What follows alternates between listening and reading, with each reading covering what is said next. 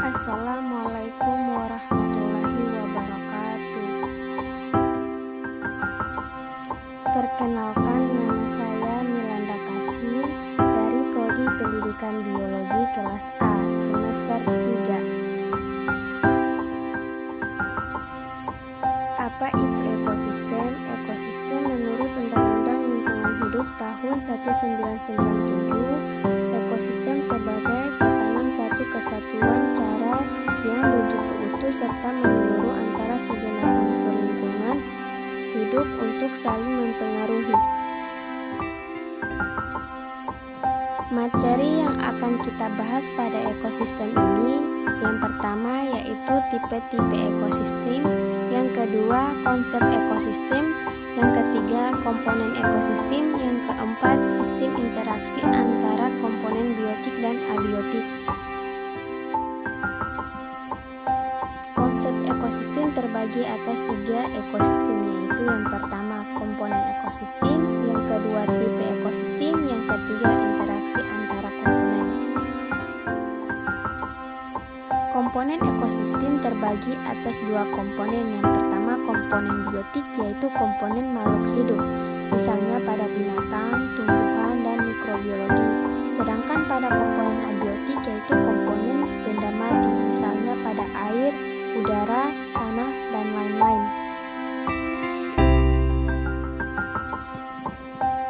Tipe-tipe ekosistem terbagi atas 3. Yang pertama, ekosistem darat. Ekosistem darat adalah ekosistem yang didominasi oleh lingkungan eksternal daratan. Di Indonesia, ekosistem dapat dibedakan atas ekosistem vegetasi tanah, ekosistem pegunungan, dan ekosistem vegetasi monson. Yang kedua, ekosistem air yang di Indonesia didominasi oleh lingkungan eksternal. Air sebagai habitat berbagai organisme air. Ekosistem air dapat dibedakan atas ekosistem air tawar dan ekosistem air laut.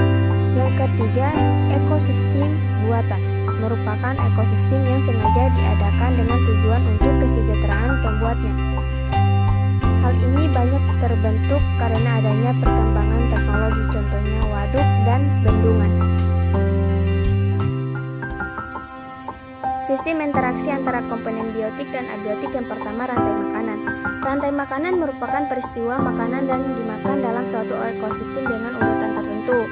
Yang kedua, jaringan makanan. Jaringan makanan merupakan sekumpulan rantai makanan yang saling berhubungan dalam suatu ekosistem seperti jaring-jaring makanan.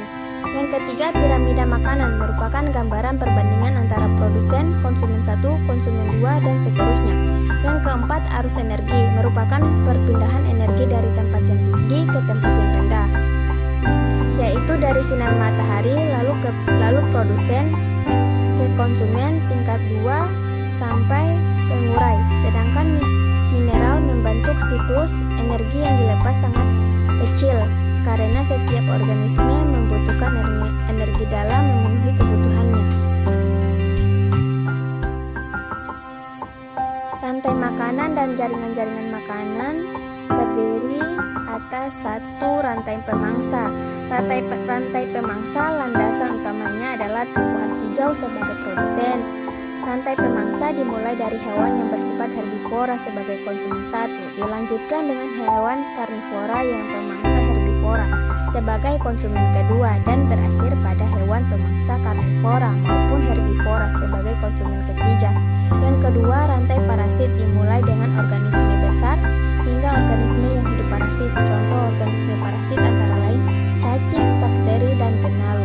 Yang ketiga, rantai saprofit. Rantai dimulai dari organisme mati ke jasad pengurai, misalnya jamur dan bakteri. Rantai-rantai di atas tidak berdiri sendiri tapi saling berkaitan satu dengan lainnya, membentuk jaring makanan. Interaksi terbagi atas 3 macam interaksi, yaitu yang pertama interaksi antara individu.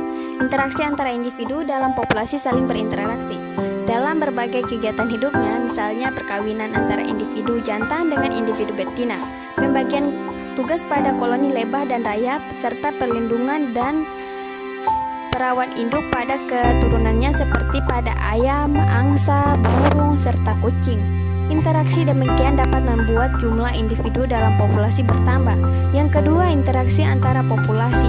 Interaksi antara populasi terbagi atas dua, yaitu yang pertama, alelopati merupakan interaksi antar populasi. Bila populasi yang satu menghasilkan zat yang dapat menghalang tumbuhnya populasi lain. Contohnya di sekitaran pohon walnut.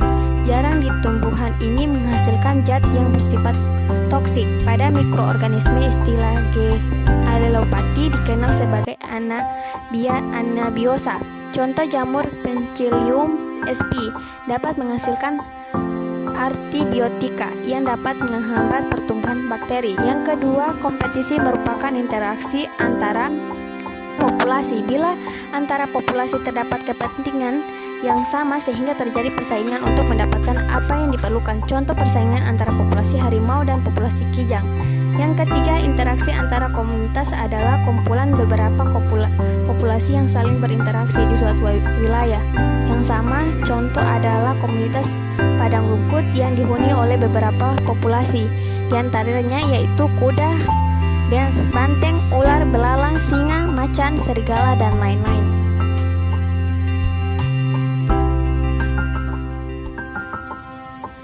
Sekian dari saya, semoga videonya bermanfaat. Wassalamualaikum warahmatullahi wabarakatuh.